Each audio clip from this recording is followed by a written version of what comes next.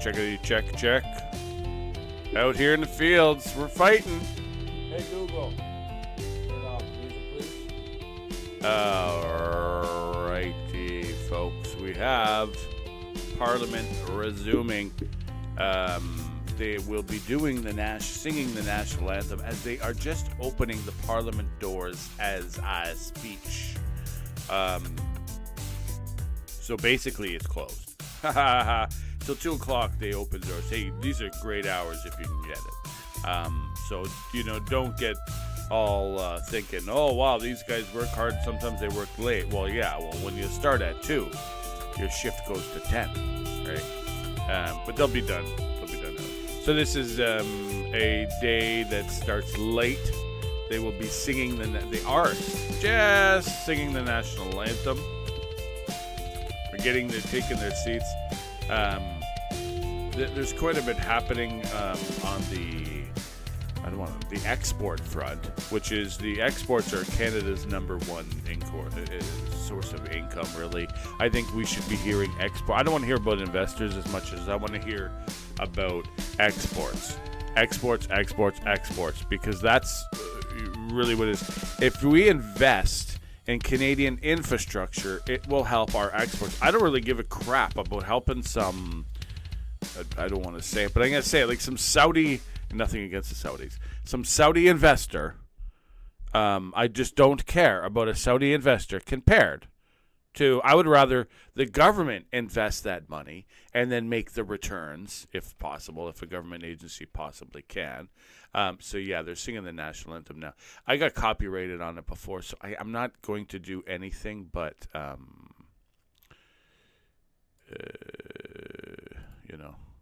but show it. But no song. Here we are. There we go.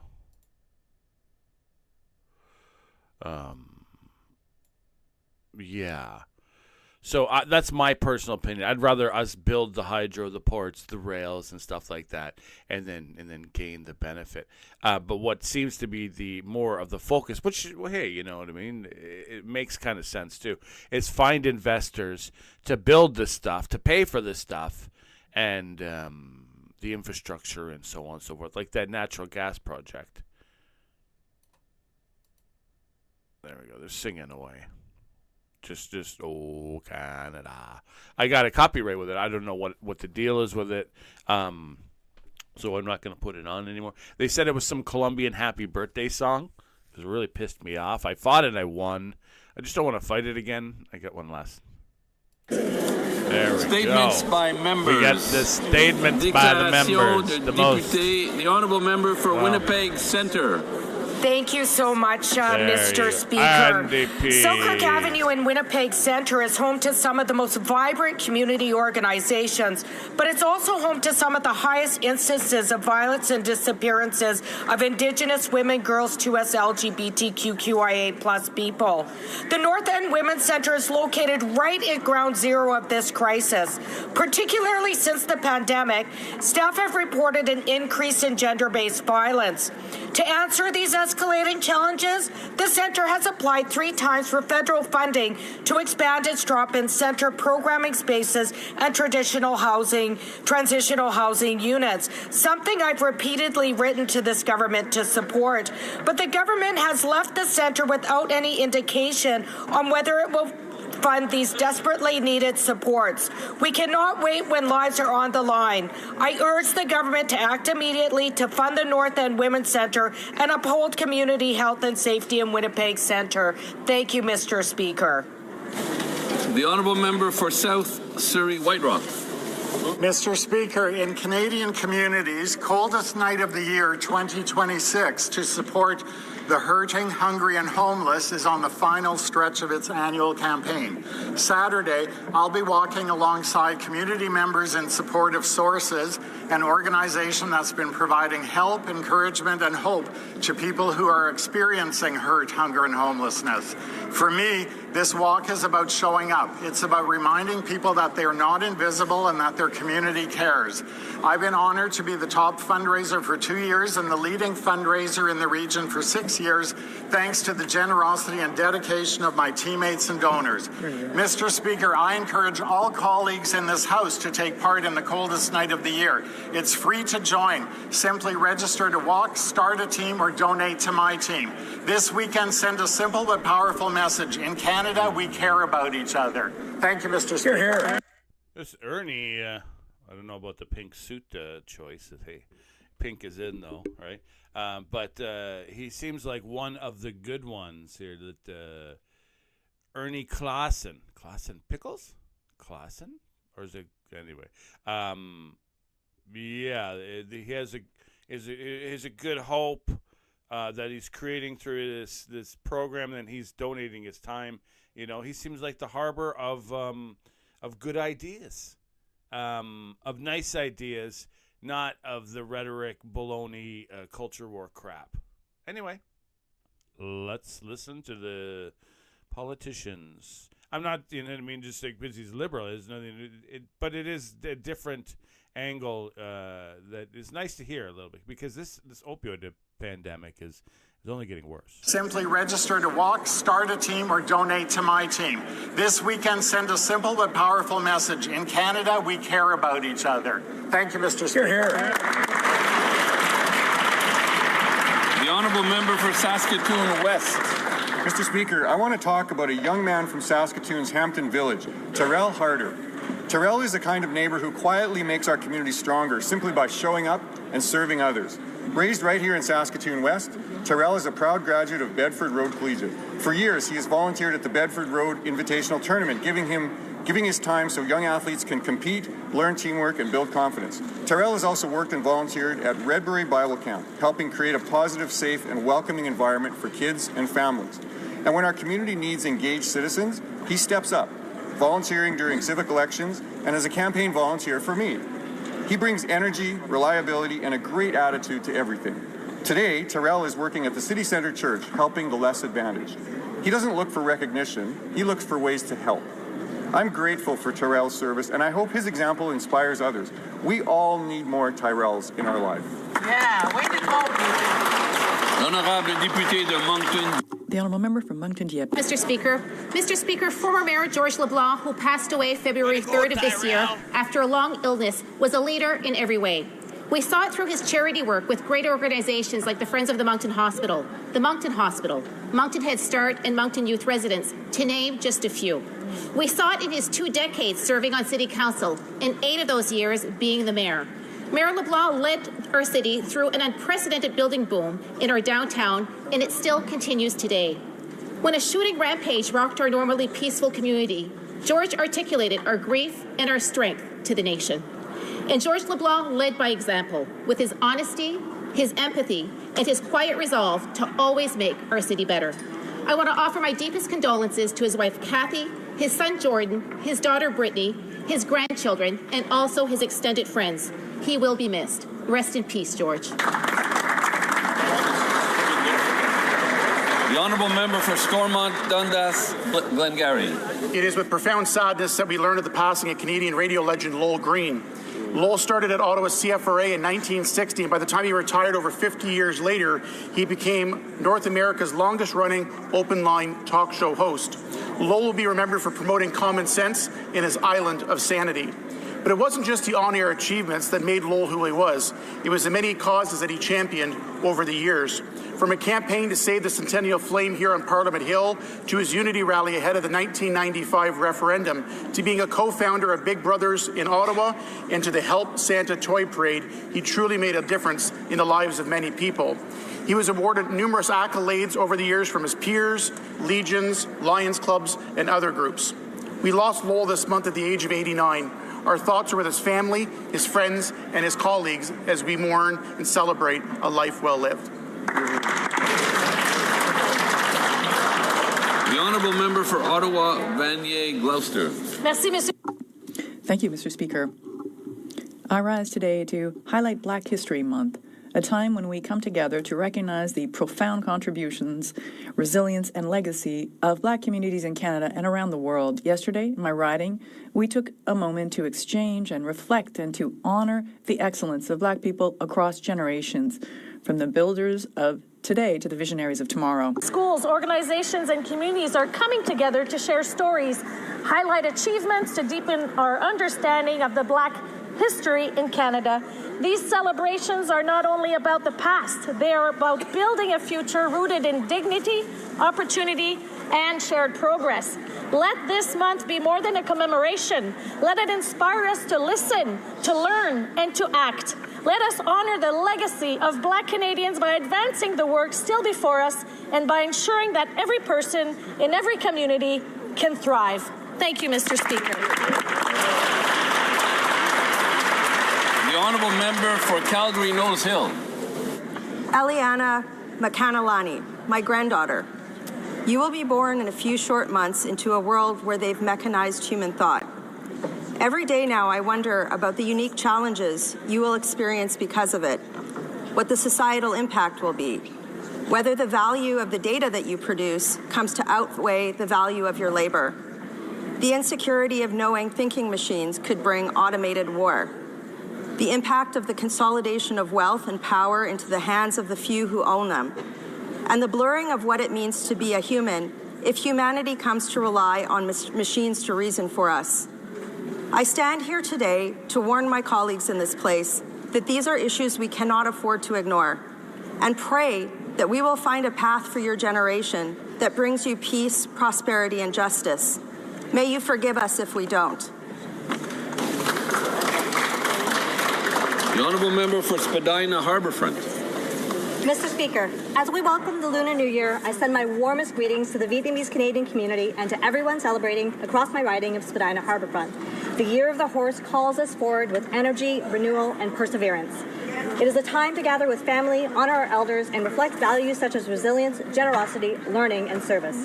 In recent weeks, I've had the privilege of celebrating with Vietnamese communities from the Vietnamese Association of Toronto, the Vietnamese Women's Association of Toronto, to the Waterfront Neighbourhood Houses, Lunar New Year celebrations, and Small World Music's Chao Thut Festival. Each gathering reflects the pride, strength, and cultural richness that Vietnamese Canadians bring to our country. As a proud daughter of this community, I remain deeply grateful to the generations whose sacrifices made greater representation possible. May this new year bring happiness, health, and prosperity. Chúc mừng năm mới. The honourable member for Richmond Centre Marlpole. Mr. Speaker, Canadians are tired of new titles and moving offices. They don't want more announcements. They want results. They want homes. This government now proposes another federal housing body. But we already have Canada Mortgage and Housing Corporation, Infrastructure Canada, the Department of Finance Canada, and the Canada Lands Company, all working on housing, land, and financing. So, if all these agencies already exist, what exactly will this new body do that they cannot? Will it build homes faster? Will it cut permits? Will it remove taxes like the GST on new homes? No, it will simply add more overhead and administrative delay. Housing affordability will not improve by multiplying paperwork. It's time for this Liberal government to cut red tape, get out of the way, and let builders build. Hear, hear. The Honourable Member for Drummond. Mr. Speaker, another monumental actor has left us. Raymond Bouchard was an extraordinary star in Quebec's cultural universe, and we will miss his voice, his gift of gab, and his generosity in acting and speaking more than words can express. Mr. Speaker, the loss of these extraordinary artists cannot be undone, and each of these deaths erases a little bit of a wonderful period in Quebec's social and cultural history. It is sad. Raymond Bouchard gave us unique characters such as Mayor Le Sage in La Grande Séduction and Léo in La Florida. I also think of his portrayal of Jacques Parizeau in the series on L'Évêque, or his role as Paul Vézina in Scoop. Raymond Bouchard was proud to belong and to be one of his people, a sovereigntist, certainly, but perhaps above all else, a great ambassador and promoter of the Quebec culture, which he cherished. To his family, loved ones, and friends, to those who admired him, allow me to offer my sincere condolences on behalf of the Bloc Québécois. Raymond, thank you for everything. The Honourable Member for Surrey Newton. Mr. Speaker, as we celebrate Black History Month, I rise to recognize the important contributions of Black Canadians and work of Black Business Association of British Columbia. Surrey is home to the largest Black population in our province. Black entrepreneurs are creating jobs, driving innovation, and strengthening our economy, even as many face systemic barriers. Led by co-founders Nerissa Alan and Clavia Elaine, the Black Business Association of BC is addressing these challenges through programs that support market access, regulatory compliance, and international trade. They help businesses grow and compete globally. By investing in equity and inclusion, we invest in Canada's future and build a stronger, more inclusive Canada. Today is Pink Shirt Day. Let's stand against bullying and stand together in kindness. The Honourable Member for Terra Nova, the Peninsula. Mr. Speaker, just this morning, I had a phone call from a friend of mine. She's a teacher, a government worker, but life is so unaffordable that her internet is about to be cut tomorrow because she can't keep up with this liberal inflation. And she's not the only one. According to an RBC poll, 64% of millennials are worried about their financial future under this Prime Minister. Many Canadians are bankrolling their debt into mortgages. Mortgage debt has now reached $2.6 trillion. But unfortunately, millennials can't do this because they can't afford a home. Nearly 60% of millennials don't even have enough money at the end of the month to pay their bills, let alone begin saving for a home. Conservatives will continue to fight for affordable Canada, a Canadian economy that creates powerful paychecks and lowers inflation so that young people across our country can save for a home and save for a future. The Honourable Member for Halifax. Thank you, Mr. Speaker. Assalamu alaikum. Across the country, Muslim communities are celebrating Ramadan, a holy month of fasting, prayer, and reflection. I want to recognize the resiliency and generosity of Nova Scotia's Muslim communities, demonstrating the strength that comes from unity and support. I also want to highlight the important work of the Ummah Society, which recently received $1.2 million from our government's Youth Gang Prevention Fund. This program is focused on keeping at-risk youth away from a life of crime. By providing mentorship and community resources, Gangbusters is helping to create safer, stronger communities for all of Nova Scotia. I'm proud to stand with Muslim communities and with organizations like the Ummah Society during Ramadan as we work together for a more inclusive and safer Nova Scotia. Thank you, Mr. Speaker. The Honourable Member for Mission Matchtree Abbotsford. Mr. Speaker, Liberals have created an immigration crisis that is straining housing, healthcare, and jobs. As of January, non-permanent residents outnumbered unemployed Canadians, and the Liberals are expanding immigration streams that push our young people further away from employment. 6 million Canadians cannot find a family doctor, but taxpayers are now spending $1 billion per year to cover healthcare costs of refugee claimants. And the government has no clear plan for the nearly 3 million temporary residents with permits expiring this year. Canadians deserve a competent immigration minister. Her own caucus isn't confident in her ability to handle these out-of-control problems. It's time for decisive action. Only with strong leadership can we protect Canadians, prioritize jobs for our youth, and secure a sustainable future for our country. The Honourable Member for Alfred Pellan. Monsieur le Président. Mr. Speaker, this Black History Month, I'd like to pay tribute to the individuals and organizations that showcase my community of Alfred Pellan through the essential work of La Colombite Community Center, a pillar of mutual aid and engagement. I would like to thank its director, Madame Cardi-Rosier, for her leadership and ongoing commitment to families and youth.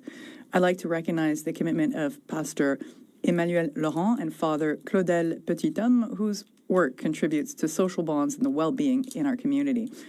I would also like to acknowledge the valuable contribution of Father Ronald Legerme and Marie-Tessa Pierre, who through their initiatives and dedication provide help and support to those in need and strengthen the social fabric of our community, not to mention the remarkable commitment of Robert Alexander, my most loyal friend and volunteer, whose consistency and dedication make a real difference in Alfred-Bellon. To all these people, thank you for being so committed to Canada's multicultural mosaic. Honourable member for Red Deer. Mr. Speaker, the Canadian healthcare system is in crisis. 6 million Canadians don't have a family doctor, and wait times have doubled over the past 10 years. But rather than putting Canadians' health first, the Liberal government interim federal health program allows fraudulent and rejected asylum claimants to be bumped to the front of the line while Canadians pay for it. The Parliamentary Budget Officer says the IFHP will cost $1.5 billion annually to pay for supplementary coverage like vision, counselling, and home care. These are things that Canadians don't receive, and yet Liberals make them pay for it. The fraudsters taking advantage of our generosities. Veterans who served our country and young people battling mental health crises are offered nothing by these Liberal government, but rejected refugees get tax-paid-funded psychologists and therapists. A nation that refuses to put its own citizens first is deeply disturbing. I urge the Liberals to reflect what kind of message their vote will send to Canadians on the Hampton South.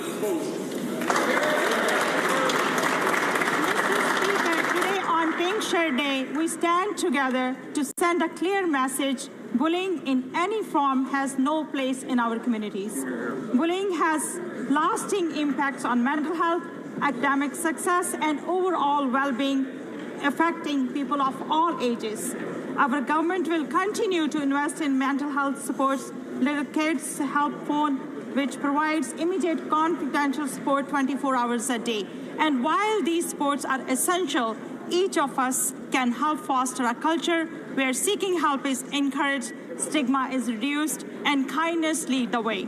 Simple acts of compassion help build safer, more inclusive communities across Canada.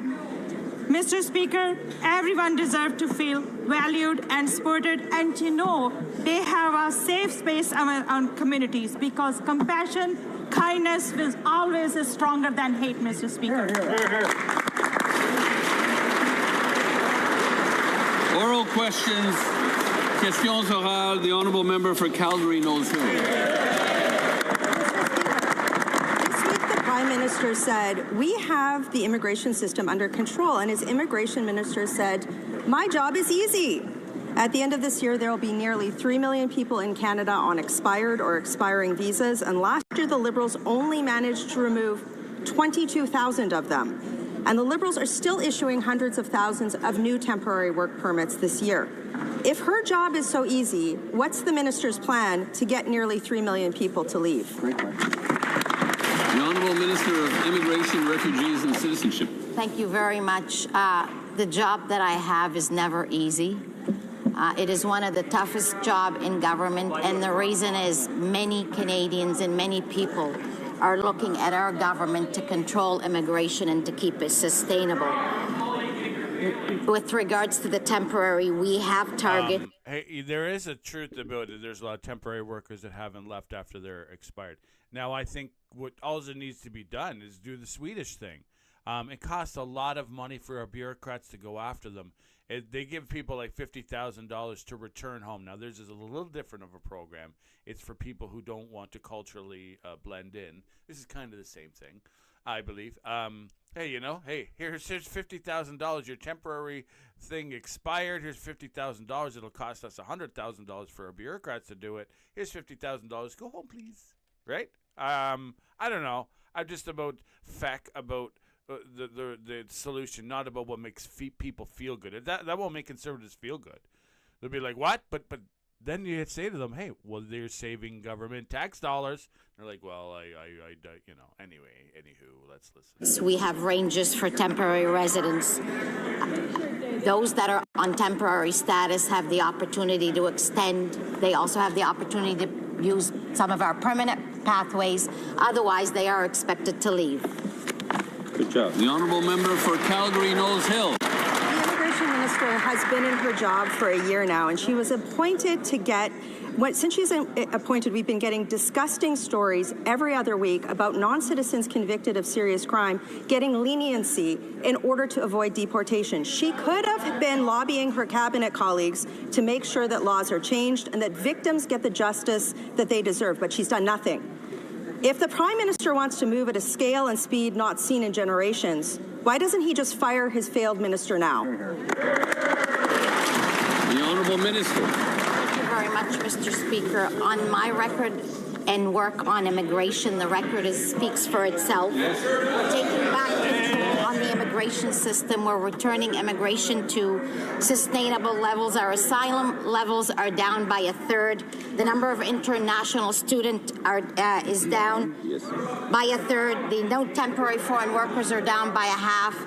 We have exceeded our Francophone immigration targets. We are bringing global talents.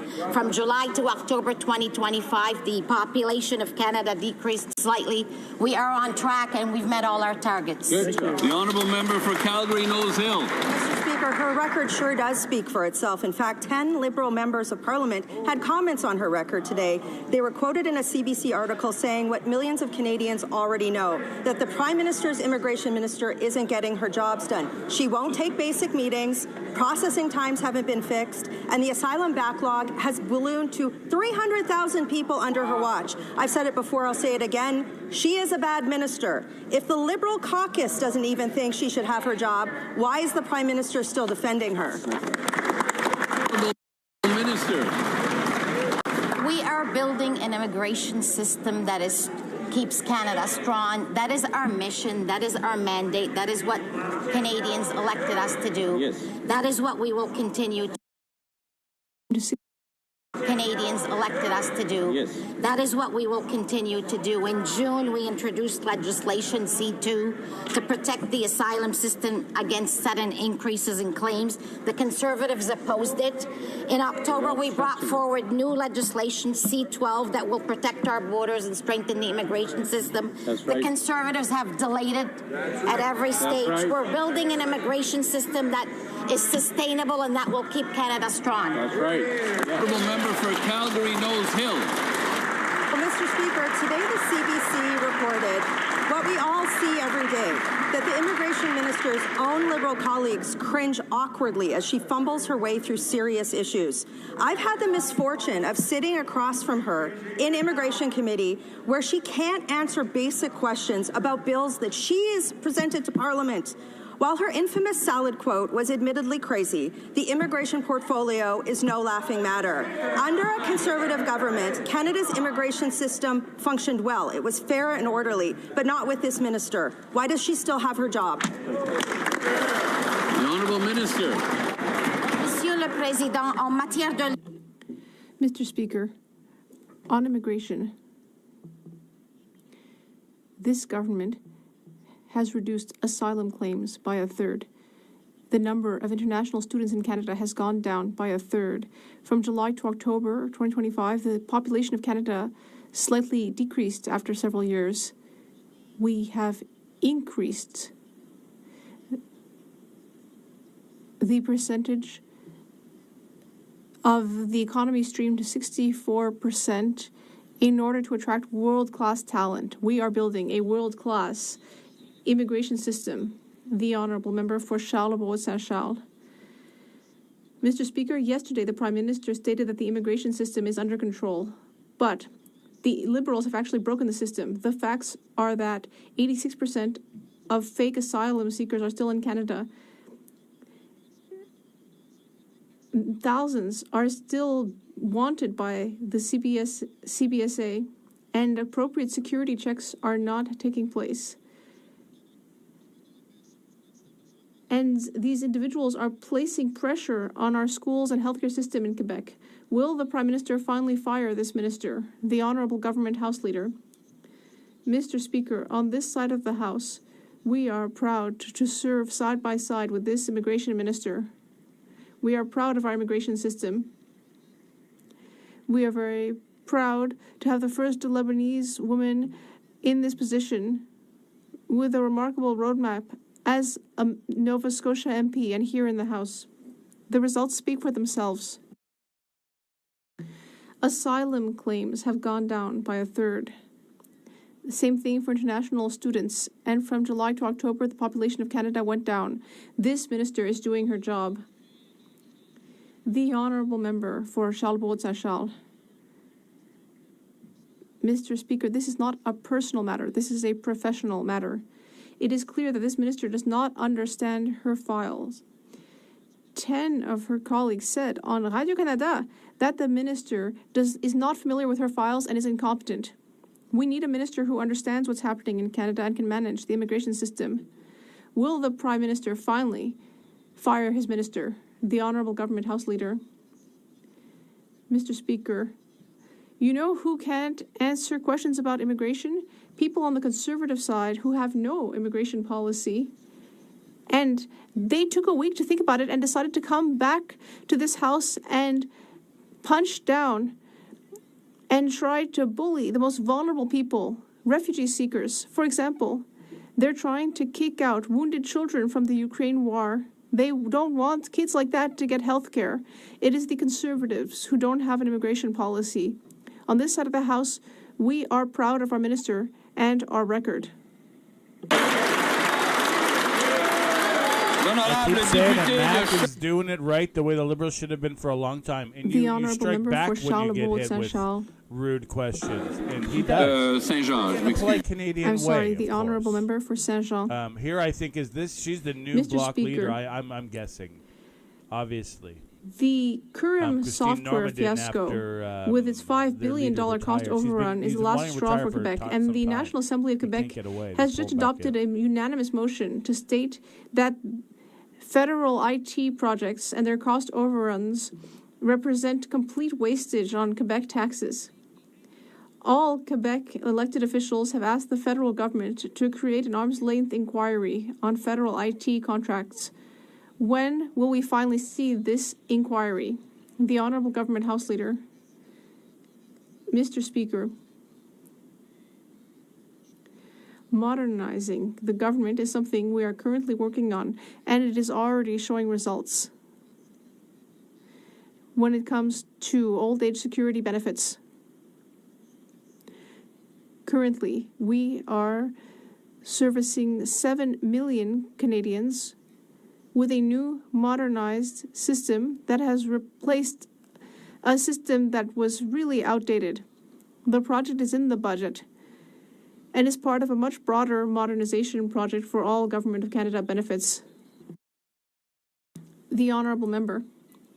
Mr. Speaker, the National Assembly unanimously pointed out that the Phoenix software went from an initial budget of $309 million to $5.5 billion, while ArriveCan went from $80,000 to $60 million.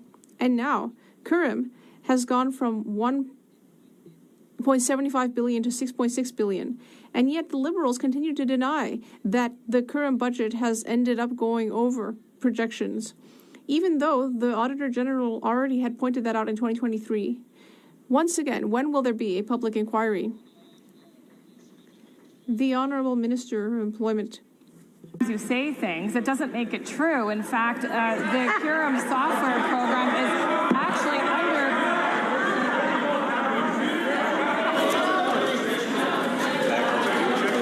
Couldn't hear, sorry. Couldn't hear. We'll let the Honourable Minister answer the question. The Honourable Minister of Jobs and Families may continue. Mr. Speaker, over and over and over we hear this number that's patently wrong, and I have no other way to say it, Mr. Speaker. This is the largest transformation of the way we deliver benefits in the history of this country. We are moving 3 important benefit programs from paper-based, old-school technology to full modernization where people will be able to apply and are right now able to apply online. Mr. Speaker, this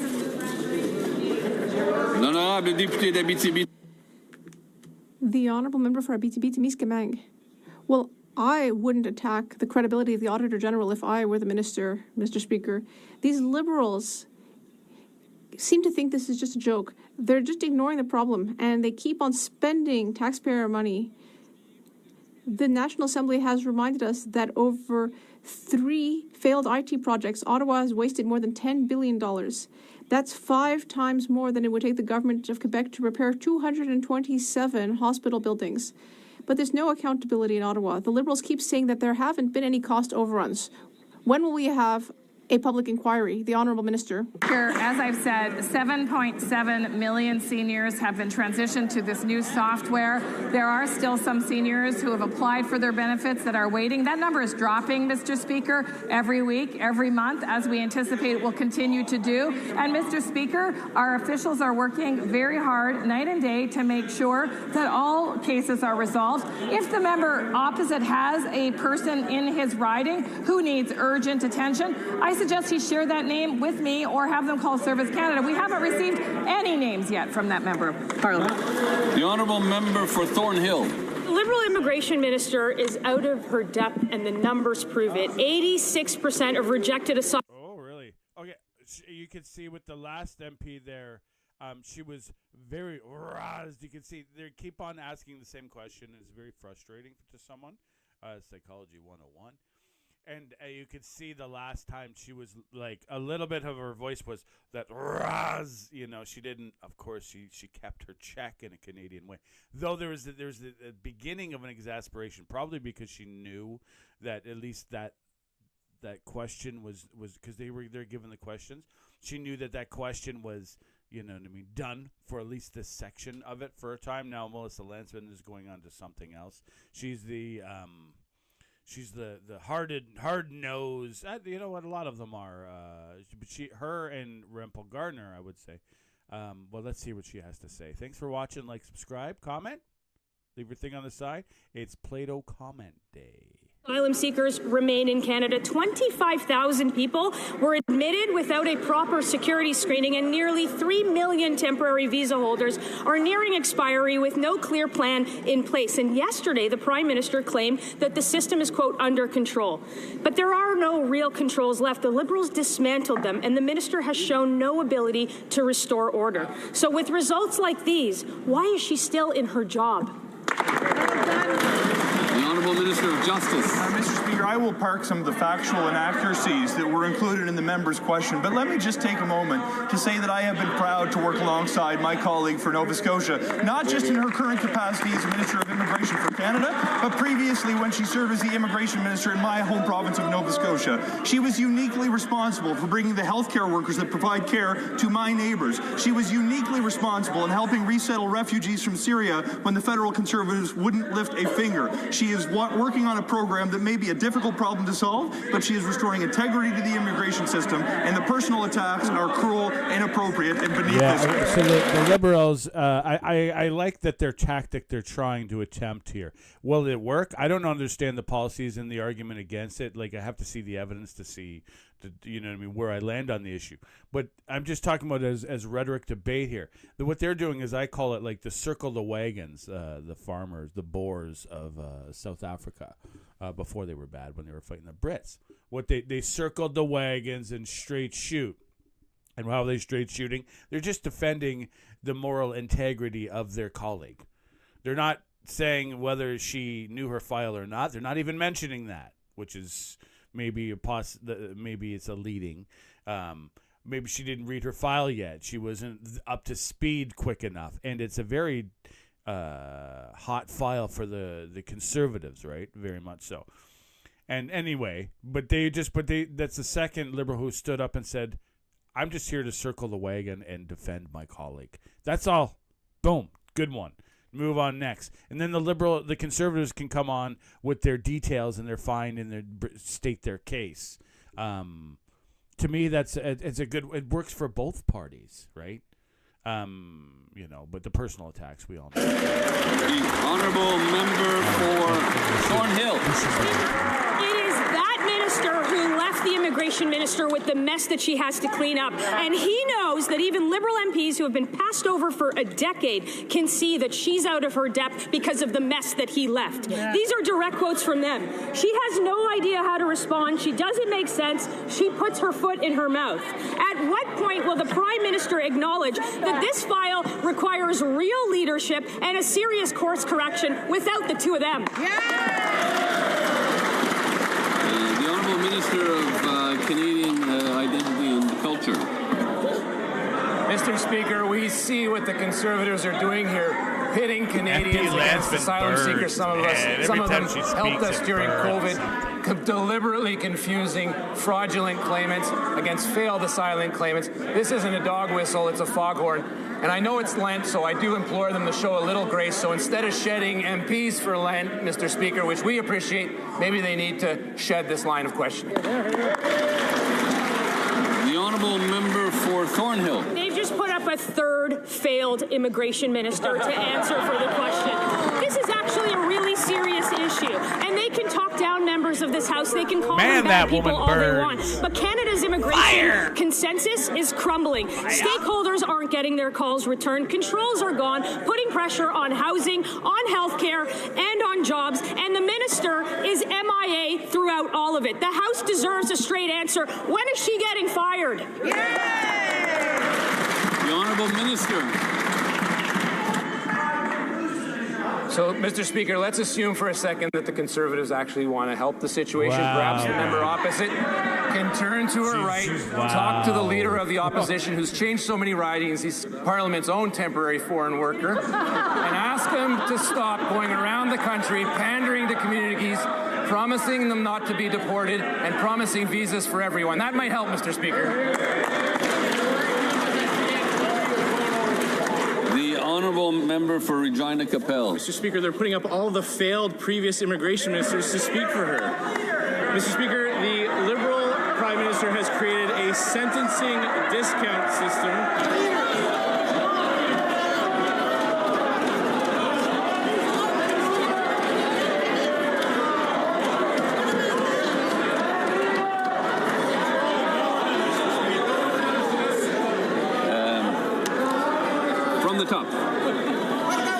Liberal government has created a sentencing discount system for foreign criminals. The Prime Minister claims that they've got this system under control. Well, let's look at the case of Rajbir Singh.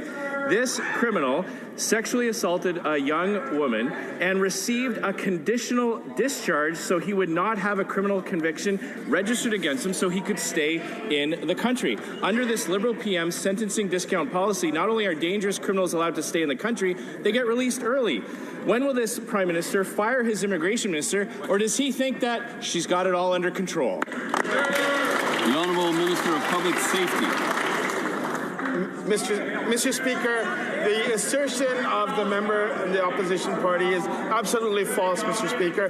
When somebody is before the courts, somebody's facing criminal charges and conviction, they're deemed to be inadmissible in Canada, Mr. Speaker. The Canada Border Service agencies take these very seriously, and they have admissible individuals removed. Last year, we removed over 22,000 individuals from Canada. But let me be very clear. The issue of lawful access is a tool that law enforcement have been asking for. The party opposite has absolutely failed in supporting those policies so that we can have a safer country, Mr. Speaker. The honourable member for Regina Capel. If they had confidence in the immigration minister, then she would be answering these questions herself, Mr. Speaker. Let's take a look at another case. Joyson Lewis assaulted his girlfriend, grabbed her, tearing her shirt in the process, and threw her to the ground when he hit her again. The judge in the case sentenced this foreign criminal to 9 months of probation, specifically so that the conviction would not be entered into the record so he could stay in Canada. Why is this Liberal government doubling down on a policy that gives sentencing discounts to foreign criminals, and when will this Prime Minister fire this minister? The Honourable Minister of Public Safety. Mr. Speaker, Canada is a rule of law country, one that respects the rule of law. Nobody is above the law, Mr. Speaker. And the discounts that this individual is talking about is absolutely false. What I will say is that the Canada Border Service agencies removes those who are inadmissible to Canada, those with criminal penalties. But let me also be very clear, Mr. Speaker. The party opposite absolutely refuses to move on lawful access, a tool that law enforcement has been asking for from coast to coast to coast. This is the record that party has in terms of defending the rights of Canadians and keeping Canada safer, Mr. Speaker. The honourable member for Long Range Mountain. It's a good argument. It works on those By that the are end already of this year, convinced the 3 way that million are to temporary do that. residents will have had their visas expire, and the government has no enforcement plan to ensure that they leave. Last year alone, 1.5 million permits expired, and the Liberals just simply assumed that they would magically comply. The system is out of control. Housing is strained. Youth unemployment is rising. Our healthcare system is broken. Canadians are clearly paying the price. So when will the Prime Minister take responsibility for this failure and fire his immigration? The Honourable Secretary of State for Combating Crime. Mr. Speaker, we have been getting this immigration system under control. We've just seen that Bill C-12 is about to pass from the Senate. This will not allow people to abuse our asylum system. And Mr. Speaker, if they cared so much about crime, they would have passed C-14 a long time ago. We could have had that bill passed back in Christmas time, Mr. Speaker. It's 80 different changes of the Criminal Code of Canada. We're strengthening our criminal code more than we have seen in generations, Mr. Speaker. Honourable member for Long Range Mountain. Mr. Speaker, competence is not talking points, it's measured by results. 33,000 non-citizens listed as wanted by the CBSA is not competent. When 86% of rejected asylum claimants remain in Canada, that's not compassion, that's a system that is not being enforced. The minister has lost control of the file, the confidence of stakeholders, and now members of their own caucus are questioning her ability, and Canadians are paying the price. So once again, will the Prime Minister take responsibility for this failure and fire his immigration minister? The Honourable Secretary of State. Mr. Speaker, if the Conservatives really cared about these issues, they would support us in our responsible legislation that we are putting forward. We're bringing down asylum numbers, Mr. Speaker, in this country, and we're reducing fraud in our system with the leadership of the immigration minister, Mr. Speaker. If the Conservatives cared, they would stop their divisive politics and their hate tactics, and they would join us in making sure that legislation passes swiftly through this House, and they would stop the obstruction. L'honorable député. The Honourable Member for Pierre Poilievre, les Patriotes Verts. Mr. Speaker, the Liberals have cut $5 billion for public transportation, and Quebec never even got a dime from that fund, but Ontario and Western Canada have received a lot of money. And what's weird is that sum, $5 billion, is exactly the same as the cost overruns for the Current software, which doesn't even work. So that's $5 billion more for consultants and $5 billion less for public transportation. Why don't the Liberals invest Quebecers' money within Quebec instead of making consultants rich? Thank you, Mr. Speaker. Merci pour la question. The good news, Mr. Speaker, is that we have a Building Communities Fund, strong fund, which includes public transit. This is a $51 billion infrastructure fund that this House has the opportunity to support in the Budget Implementation Act. $51 billion, and a significant percentage of that applies to public transit. We are in talks with the Government of Quebec to pursue the opportunity for public transit investment. We hope to conclude those negotiations and be able to ongoing invest in public transit across Quebec as we have across the country. Thank you, Mr. Speaker. L'honorable député de Repentigny. The Honourable Member for Repentigny.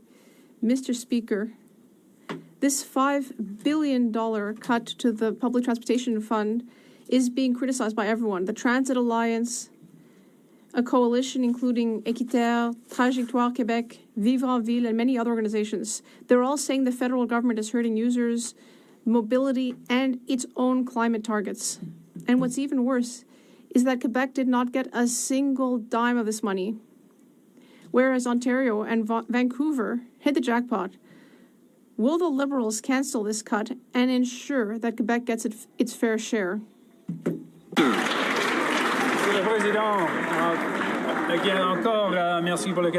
Once again, thank you for the question. To pursue public transit investment with the Government of Quebec. We are at the table, we are negotiating, we welcome the opportunity to invest. There is significant dollars available in the Build Communities Strong Fund.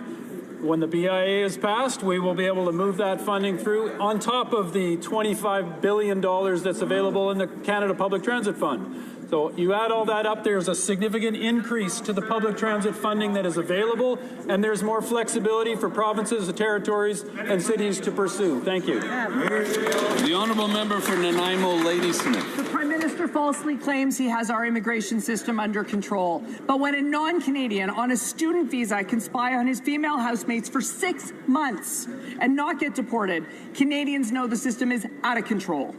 He recorded them in various states of undress, Mr. Speaker. He recorded them using the bathroom. But instead of protecting these women, Liberal sentencing discounts allow immigration consequences to benefit the offender. When did the Liberals abandon vulnerable women? And when will the Prime Minister finally take accountability and fire his immigration minister? The Honourable Secretary of State for Combating Crime.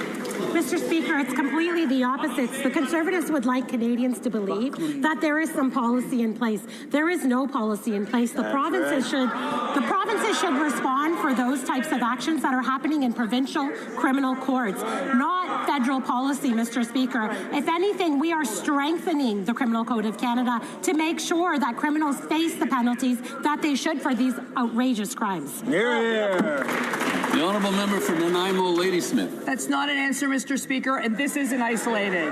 When a non-citizen can sexually assault someone's 18-year-old daughter twice and not get deported, the system is out of control. This offender was found guilty of sexual assault. The judge knew he would be deported, but then they gave him a discharge and probation so another criminal stays in Canada.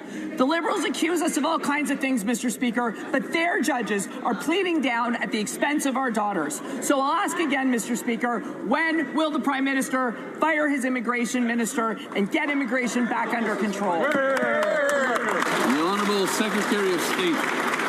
Mr. Speaker, these are not our judges. These are Canadian judges appointed by provinces. Our criminal court hearings happen at the provincial level, Mr. Speaker. Therefore, Conservatives would like Canadians to believe that there is some type of federal policy that is making judges make these decisions. There is absolutely no such policy, Mr. Speaker. If anything, we are tightening our Criminal Code of Canada. In C-16 and in C-14, we're making sure that we support our victims of sexual assault and that we make conditional sentences no longer. L'honorable député de The Honourable Member for Montmorency Charlevoix.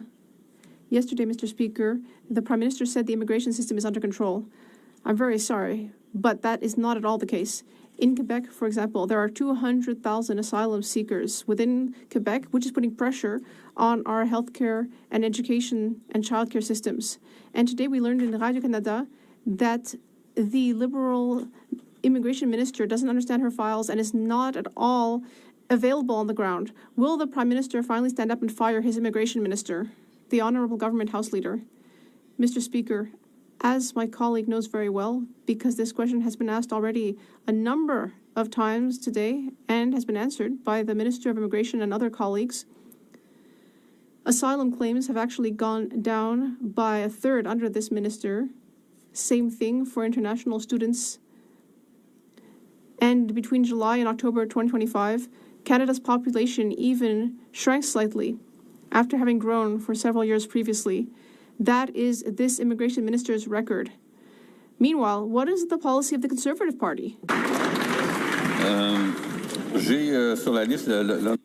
I have on my list here the Honourable Member for Montmorency Charlevoix, but I see the member for Richemont-Athabasca is rising. Thank you, Mr. Speaker. For weeks now, I've been rising in this place to ask questions about the Curam IT software project. The cost ballooned from $1.6 billion to $6.6 billion. That's a $5 billion cost overrun. There are 78,000 seniors waiting to receive their benefits. We've asked dozens of questions. The Liberals haven't answered our questions. Yesterday, I asked if there was anyone taking leadership on the government benches who would take ownership of this file so that I could go and see that person, so that they could handle these files.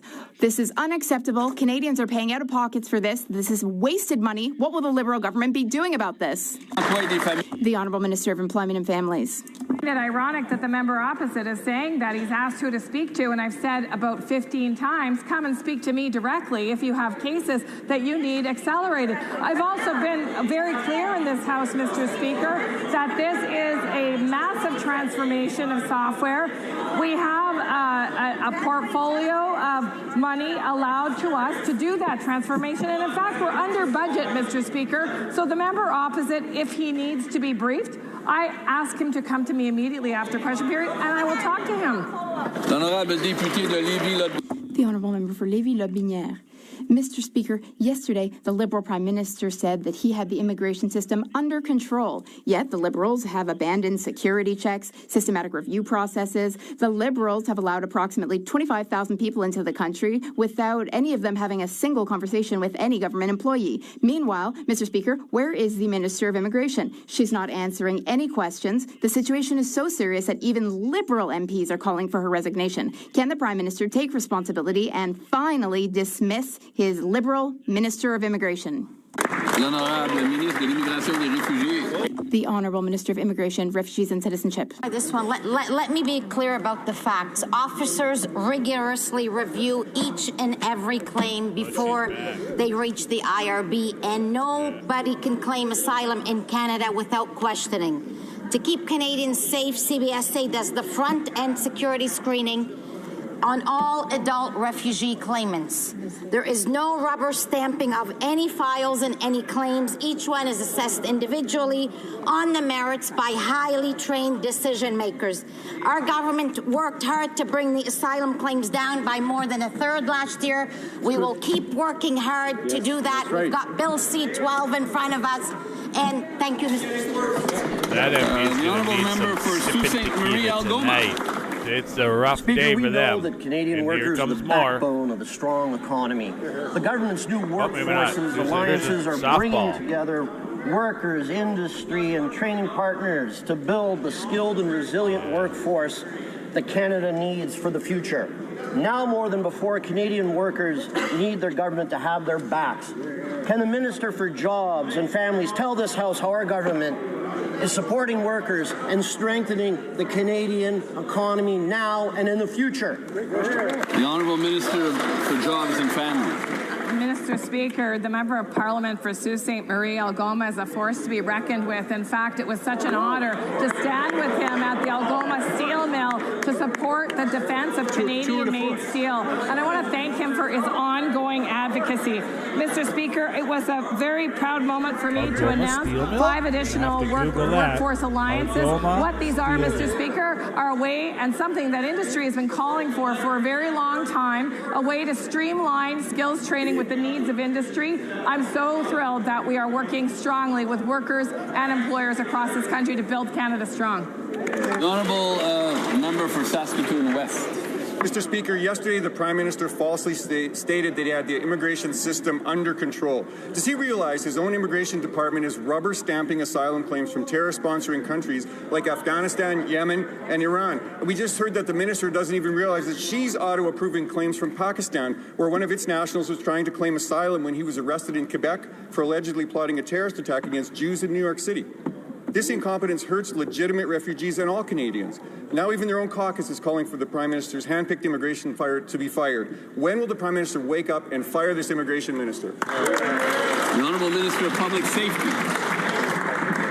Mr. Speaker, every file for asylum comes through a very rigorous security check, Mr. Speaker, both through CBSA as well as through CSIS. Our law enforcement work every single day to keep Canadians safe, and the rigorous process to ensure that those who are inadmissible are deemed to be inadmissible and are removed is something that our law enforcement agencies do each and every day, Mr. Speaker. The assertions made by the opposition is absolutely false. Honourable Member for Saskatoon West. Mr. Speaker, it's embarrassing. The ministers don't even know how their own system works. Yesterday, the Prime Minister falsely claimed that he had the immigration system under control. He blindly expressed full confidence in his immigration minister. These are the facts. 300,000 asylum claims, a 4-year backlog.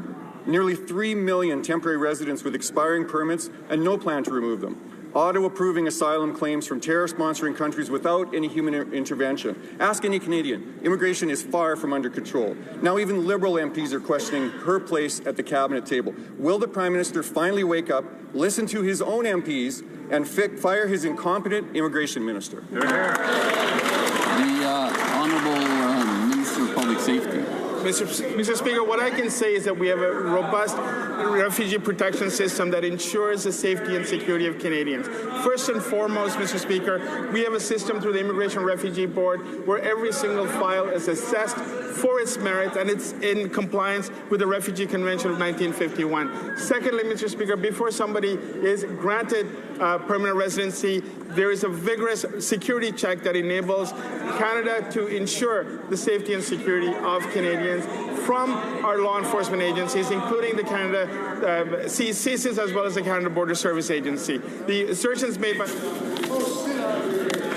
The Honourable Member for Riding Mountain. Mr. Speaker, I asked the Immigration Minister at Health Committee how many more patients our healthcare system could handle. She laughed, then said it wasn't a fair question for immigration. Not a fair question, Mr. Speaker. 6 million Canadians don't have a doctor. People are dying waiting for care. Our system is at capacity, and she doesn't even know it. If the minister sitting immigration levels doesn't think healthcare capacity is her business, then she has no business being minister. So will the Prime Minister fire her today? The Honourable Health Minister. Thank you, Mr. Chair. So Canada has the values to which the world aspires. We have always been and always will be committed to fundamental rights and human dignity. And we believe in our universal healthcare system.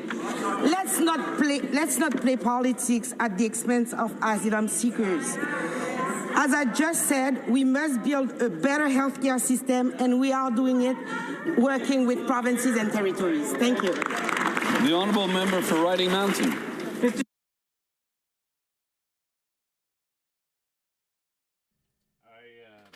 I just want to spell it out. Hey, I know there's only a few of us here. I want to spell it out today. Sorry if I'm a little slow with the buttons at times. What the Conservatives, I believe, they're doing here is the day when they're off is they're looking for low-hanging fruit. Now, they've been able to destroy, dismantle 3 prior immigration ministers because they're I think, a little bit taking the fall for the executive policy. Maybe not. Maybe so. It's a fine line to let people in. So now they think they're going to get the 4th, right?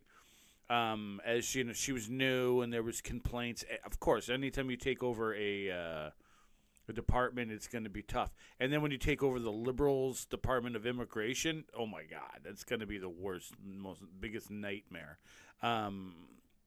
Political hot potato. So I think what the Conservatives are doing, they're like, hey, we got to get a win. We can get a win from immigration. She's new. She's off for, you know what I mean? She's not new now, but you know what I mean? It's been 8 months, but still there's complaints. We know we're strong on the immigration file, according to polling.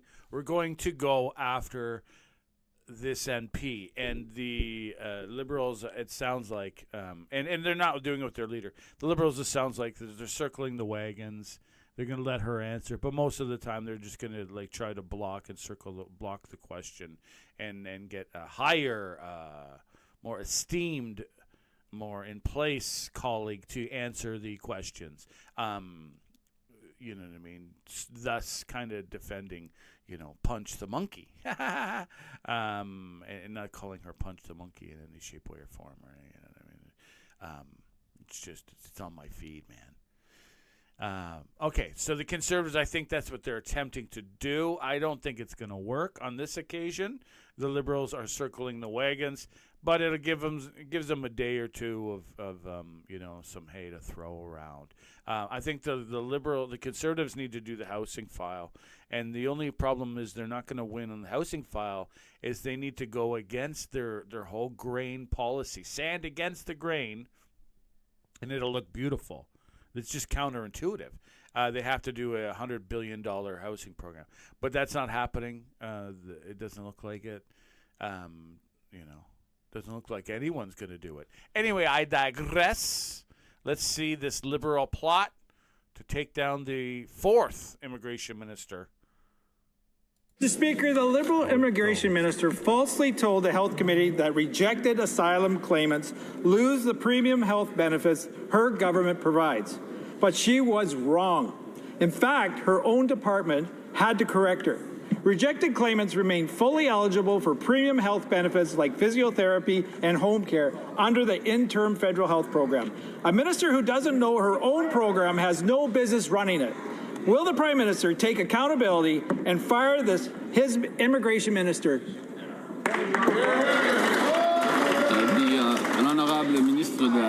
The Honourable Health Minister. Thank you, Mr. Speaker. I would like to remind my colleague that health care is provincial jurisdiction, not federal jurisdiction.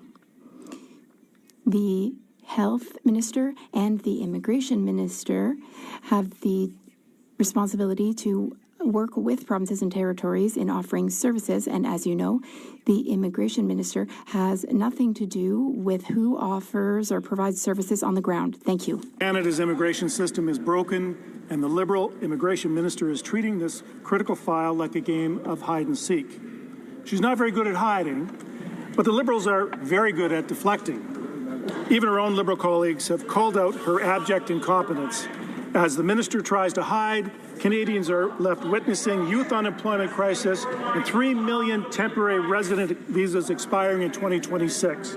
Will this minister stop playing games and start taking responsibility for the mess that she and the Liberals created? Hear, hear. The Honourable Minister of Justice. Mr. Speaker, it's clear without much substance in the question that's actually being put on the floor that the Conservatives had decided, for political reasons, to try to use immigration as a wedge issue in Canadian politics. They could be using their questions to focus on the Canada-U.S. relationship. They could be using it to focus on how we can improve healthcare, how we can grow the economy. But no, for more than 10 years that I've been elected as a member of Parliament, time and time again, when things get tough, the Conservatives pivot to attacking newcomers.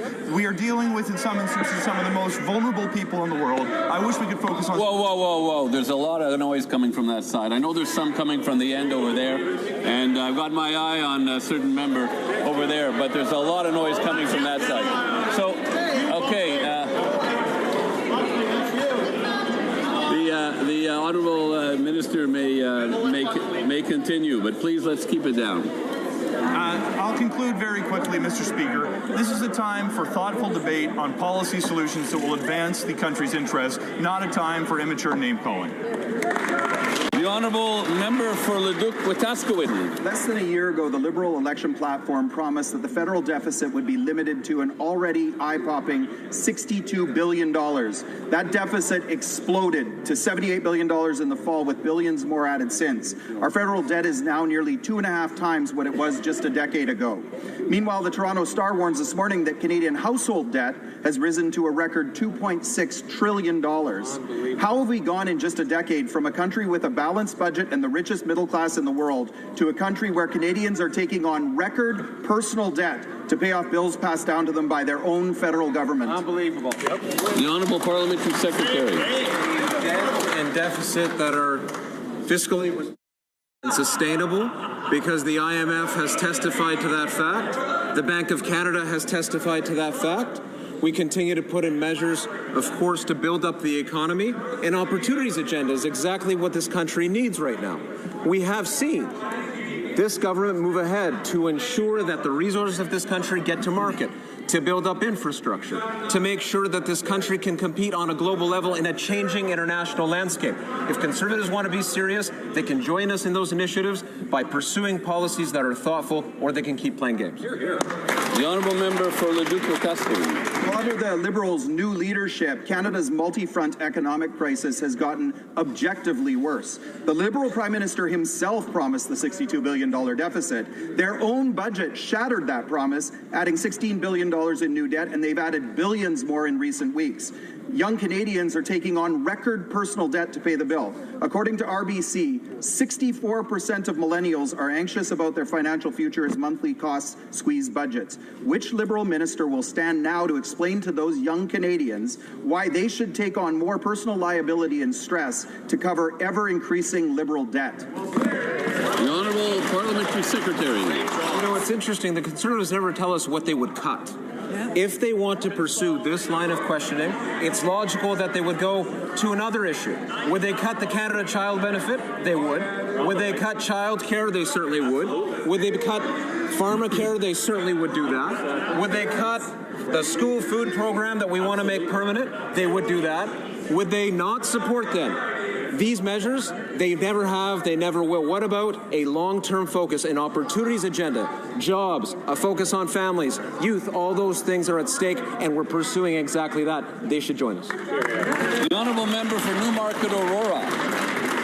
Mr. Speaker, millennials were told that if we worked hard, play by the rules, and plan for the future, we could build a stable life here in Canada. But a recent RBC poll shows that 57% have nothing left after paying their monthly bills, and 4 in 10 believe that they may never be debt-free. After years of soaring housing costs, persistent inflation, and higher taxes, my generation is carrying record personal debt while also being handed this Liberal government's debt to pay for. When will they stop loading debt onto our generation so young Canadians can build a life and not just struggle? The Honourable Secretary of State for Sport. Mr. Speaker, once again, the Conservatives are demonstrating that they have no credibility on affordability because they're ignoring all of the recommendations that the experts are making in order to pursue a more equitable future in Canada, Mr. Speaker.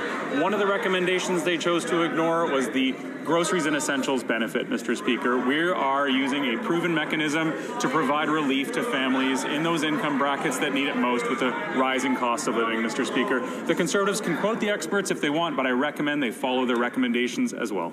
The Honourable Member for Newmarket Aurora. Mr. Speaker, Canadians are tired of political talking points. The Liberals must have the humility to face the reality. Young Canadians are not falling behind by accident. They are being pushed behind by Liberal policies. They're not asking for programs. Talk to a millennial. They're asking them to get out of the way today. TransUnion Canada reports that household debt reached $2.6 trillion by the end of 2025. Families are living paycheck to paycheck just to keep a roof over their heads. When will this Liberal government realize you cannot spend your way to affordability and finally focus on bringing down... The Honourable Secretary of State.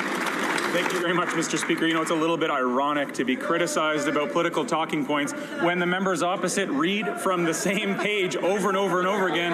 They ask the same 15 questions over and over and over again. They don't write their own questions. There's no creativity from that side, Mr. Speaker. I think the level in this debate deserves a little bit more. On housing, Mr. Speaker, we've invested $13 billion in non-market housing through Build Canada Homes, Mr. Speaker, after a successful pilot, a $1.5 billion pilot on co-op housing, Mr. Speaker. These strategies are working. Rents are coming down. Home ownership is within sight for young people, and that's because of the policies of this government. The Conservatives have a choice. They can get on board or not. The Honourable Member for South Shore St. Margaret's. Speaker, in South Shore St. Margaret's, Hobbold Industries is one of the companies in my riding that is proving that advanced manufacturing for defense isn't just an urban story, it's very much a rural one. Rural communities have the talent and the capacity to help Canada meet its defense needs.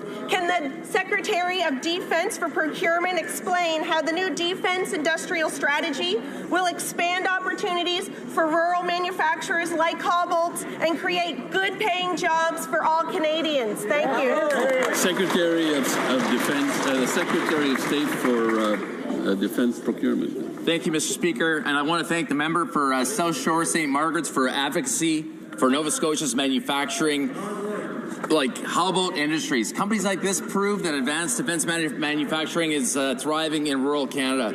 Our defense industrial strategy makes procurement a driver of growth. In Atlantic Canada, the sector supports 10,000 good-paying jobs. Through the Defence Investment Agency, at least 70% of our defence spending will focus on generating jobs and investments here at home. that makes work in communities like Chester and faster delivery for equipment to the Canadian Armed Forces. Thank you. The honourable member for Richmond Hill South. The hope of ever owning a home is slipping away for young Canadians. Nearly half of young Canadians are forced to move out of their communities they grew up in because they can no longer afford the Liberal housing hell. From 2019 to 24, for every 100 new adults added to our population, there were only 12 housing starts intended for ownership. This is less than half the pace of previous decades. Now a new CIBC report confirms what young Canadians already know. Homes are still too expensive to buy and not profitable to build. After years of Liberal rhetoric and red tape, when will this government finally scrap the GST on all new homes and let young Canadians build a life? The Honourable Minister for Housing and Infrastructure. Mr. Speaker, well, the good news is there is a tax break for first-time home buyers coming. Thank members of this House for standing up for our young people. And this is really what we're seeing now is we're seeing prices start to come down, rents come down, home prices coming down. We see that in the new CMHC Housing Affordability Index report that came out this morning. The trend is in the right direction, but we have to double down. We have to focus on delivering Build Canada homes, $13 billion for affordable housing.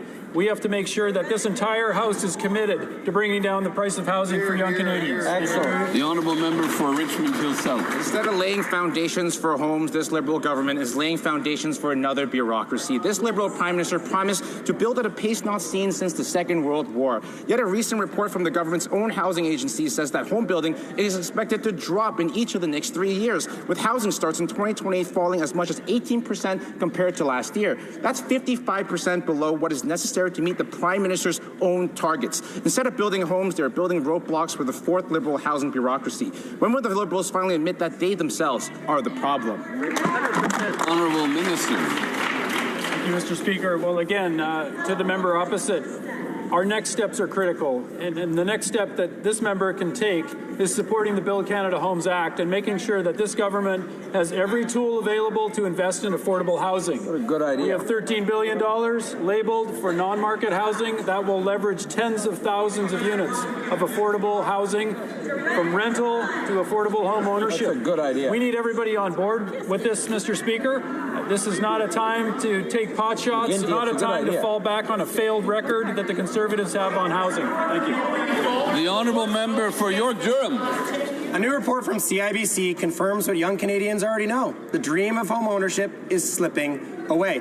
In fact, the bank says prices are too high to buy and that the average down payment in Ontario is now nearly $300,000. That's an impossible number. But behind that number, Mr. Speaker, a young family who can't buy a home, start a family, or build a life. The bank says that unless we cut the cost of homes, things will only get worse. So here's our suggestion. Cut the cost of GST on all new homes. Will the housing minister agree to that?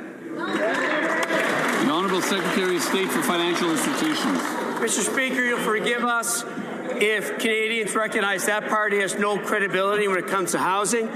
Their leader called middle-class housing shacks. That's right. He called co-op housing Soviet style, and that member mocked modular housing. That leader even called on his MPs to boycott the Housing Accelerator Fund that would have actually helped their ridings. Mr. Speaker, on this side of the House, we're serious about getting houses built. That party is just full of obstruction and rhetoric. Thank you, Mr. Speaker. The Honourable Member for Mont-Saint-Bruno-L'Acadie. Mr. Speaker, on Monday, at the Human Resources Committee, our government once again tried to table a motion to study the National School Food Program after hearing credible witnesses explain how it helps children and families. However, Conservative MPs spent the session obstructing and denying the fact that food security is linked to affordability. They denied the impact of climate change on food systems and also denied the idea that families should not have to worry about whether their children ate lunch, whether they're eating enough vegetables, or whether they've had enough to eat. Can the Secretary of State for Children and Youth tell this House how the National School Food Program helps children eat well and helps families worry less? Waited that long. Honourable Secretary of State for Children and Youth. Merci, Monsieur le Président. Et d'abord, Mr. Speaker, I thank my colleague, the member for Mont-Saint-Bruno-L'Acadie, for his question. If the Conservative Party wants to talk about food insecurity, they should support the school food program. A new study by the Breakfast Club of Canada shows that when children eat well at school, their academic performance improves. Child health improves, and this program also helps families reduce their food spending. While they engage in pointless obstruction, we will continue to listen to educators and experts. Thank you, Mr. Speaker. Brantford South, Six Nations. This week, Peel Police charged 4 men with sex trafficking girls as young as 11 years of age. Yet within 24 hours, these disgusting criminals were released on liberal bail.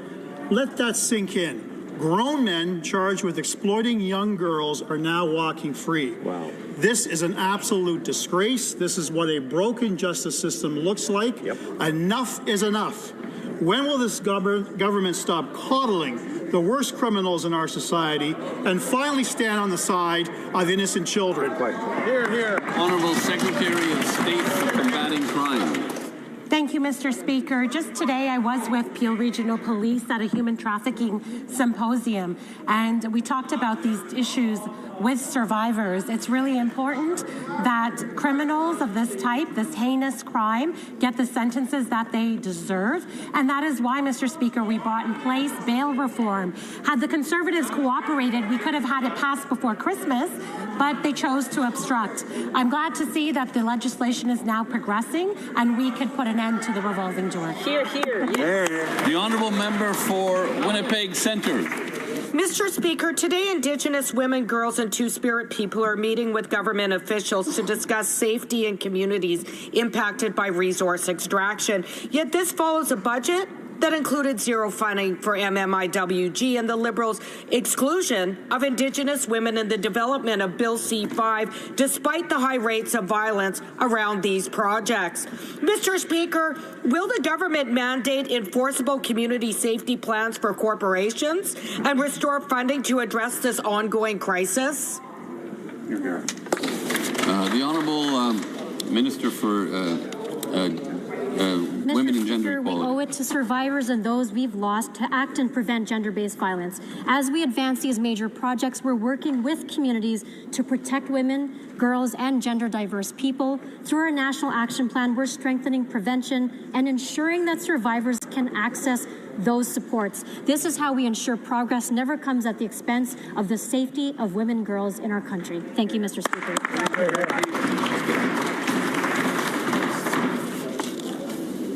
Colleagues, I would like to take a moment to bring to your attention a very important anniversary this week, the 150th anniversary of the Library of Parliament.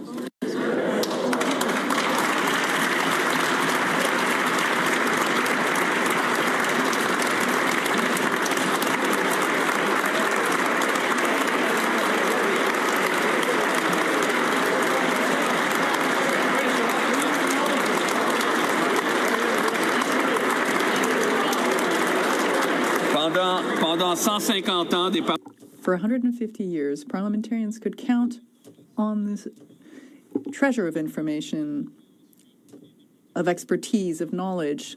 I think all members of Parliament appreciate the exceptional service that the employees of the Library of Parliament provide every day. With their intelligence, their professionalism, and their innovation, this institution has evolved over the years to provide information so that we could best serve our riding and our constituents. We can count on the calm, diplomacy, and wisdom of the Library of Parliament staff. 50 years, the library has evolved and innovated to meet the changing needs of Parliament. The days when the library's services were centered on a collection of books, journals, and reference works is long gone. Today, thanks to technology, the walls of the library have disappeared and parliamentarians can access its resources wherever they are, whenever they want. Dynamic, digital, and highly specialized, the Library of Parliament has risen to the challenge of meeting the needs of modern parliamentary democracy. Au cœur de l'évolution de la... At the heart of the evolution of this Library of Parliament, we have generations of librarians, researchers, and many other analysts who work tirelessly to make sure that parliamentarians have the information they need when they need it. Research briefings and legislative summaries to answering urgent reference questions to helping with speeches and guiding senators and members of parliament through complex data and historical records. Library employees provide expertise across a remarkable range of subjects. Their commitment to accuracy, impartiality, and service ensures that Parliament can function with knowledge and confidence. As we celebrate the library's 150th anniversary, we honor not only the building itself, but also the extraordinary staff whose skill and dedication have sustained this institution for a century and a half. On behalf of this House, I express the deepest gratitude of its members to the Library of Parliament for the excellence of its services, which continue to inspire, inform, and support parliamentarians. Thank you. Merci. Hear, hear.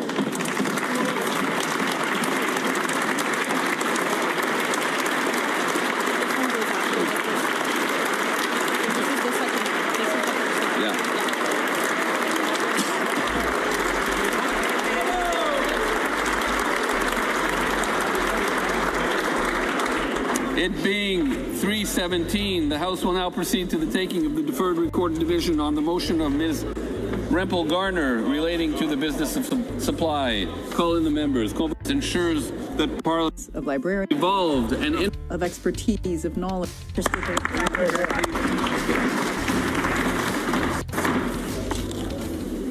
Colleagues, I would like to take a moment to bring to your attention a very important anniversary this week, the 150th anniversary of the Library of Parliament.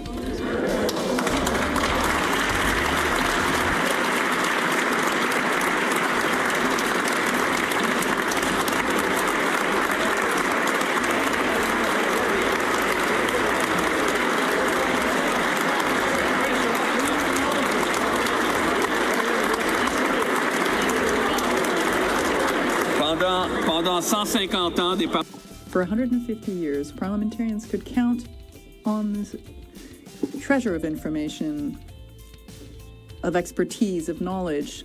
I think all members of Parliament appreciate the exceptional service that the employees of the Library of Parliament provide every day. With their intelligence, their professionalism, and their innovation, this institution has evolved over the years to provide information so that we could best serve our riding and our constituents. We can count on the calm, diplomacy, and wisdom of the Library of Parliament staff. 50 years, the library has evolved and innovated to meet the changing needs of Parliament. The days when the library's services were centered on a collection of books, journals, and reference works is long gone. Today, thanks to technology, the walls of the library have disappeared and parliamentarians can access its resources wherever they are, whenever they want. Dynamic, digital, and highly specialized, the Library of Parliament has risen to the challenge of meeting the needs of modern parliamentary democracy. Au cœur de l'évolution de la... At the heart of the evolution of this Library of Parliament, we have generations of librarians, researchers, and many other analysts who work tirelessly to make sure that parliamentarians have the information they need when they need it. Research briefings and legislative summaries to answering urgent reference questions to helping with speeches and guiding senators and members of Parliament through complex data and historical records. Library employees provide expertise across a remarkable range of subjects. Their commitment to accuracy, impartiality, and service ensures that Parliament can function with knowledge and confidence. As we celebrate the library's 150th anniversary, we honor not only the building itself, but also the extraordinary staff whose skill and dedication have sustained this institution for a century and a half. On behalf of this House, I express the deepest gratitude of its members to the Library of Parliament for the excellence of its services, which continue to inspire, inform, and support parliamentarians. Thank you. Merci. Hear, hear.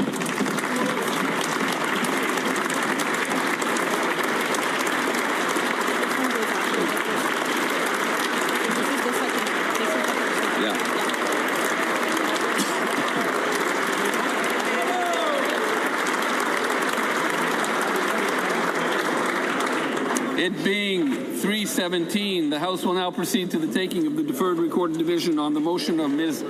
Rempel Garner relating to the business of supply.